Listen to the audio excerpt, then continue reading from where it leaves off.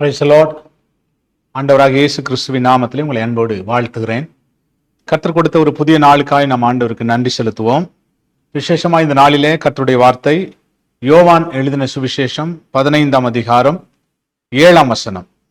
நீங்கள் என்னிலும் என் வார்த்தைகள் உங்களிலும் நிலைத்திருந்தால் நீங்கள் கேட்டுக்கொள்வது எதுவோ அது உங்களுக்கு செய்யப்படும். நீங்கள் கேட்டுக்கொள்வது எதுவோ அது உங்களுக்கு செய்யப்படும். பல நேரத்தில் நாம் ஜெபிக்கிறோம், நம்முடைய ஜெபங்களுக்கு சரியான பதில் கிடைக்கவில்லை.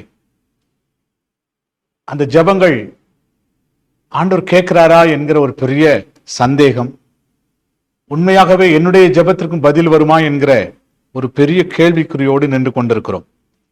வேதம் சொல்லுகிறது, நீங்கள் கேட்டுக்கொள்வது எதுவோ அது உங்களுக்கு செய்யப்படும். அது உங்களுக்கு செய்யப்படும். நாம் ஜெபிக்கிற ஜெபங்களை கர்த்தர் கேட்டு அதற்கு பதில் கொடுக்க ஆண்டவர் ஆவலாய் இருக்கிறார். நம்முடைய ஜெபத்தை பரலோகத்திற்கு எடுத்துக்கொள்ளும்படி, பரலோகத்திற்கு எடுத்து செல்லும்படி ஒரு தேவதூதனையும் ஆண்டவர் கட்டளையிட்டு இருக்கிறார். அப்படியானால் நம்முடைய ஒவ்வொரு ஜெபத்திற்கும் கர்த்தர் பதில் தருவதற்கு போதுமானவராய் இருக்கிறார். ஆனால் நம்முடைய ஜெபங்கள் கேட்கப்படுவதற்கு ஆண்டவர் சொல்கிறார், நீங்கள் என்னிலும் என் வார்த்தைகள் உங்களிலும் நிலைத்திருக்க வேண்டும். நிலைத்திருக்கிற ஒரு அனுபவம் என்ன? நிலைத்திருக்கணுமா? நாம் ஆண்டவரிலே நிலைத்திருக்கணும். அது மாத்திரமல்ல, ஆண்டவருடைய வார்த்தை நம்மிலே நிலைத்திருக்க வேண்டும். ரெண்டு அனுபவங்களை கர்த்தர் சொல்றார். ஒன்று, நாம் கர்த்தரிலே நிலைத்திருக்கணும். பாவம் நிறைந்த உலகம், போராட்டங்கள் நிறைந்த உலகம், இதிலே நாம் கர்த்தரோடு நிலைத்திருக்க வேண்டும். நாம் கர்த்தரோடு நிலைத்திருக்கும் போது அவருடைய வார்த்தை நமக்குள்ளே நிலைத்திருக்கும். அப்படின்னா என்ன அர்த்தம்?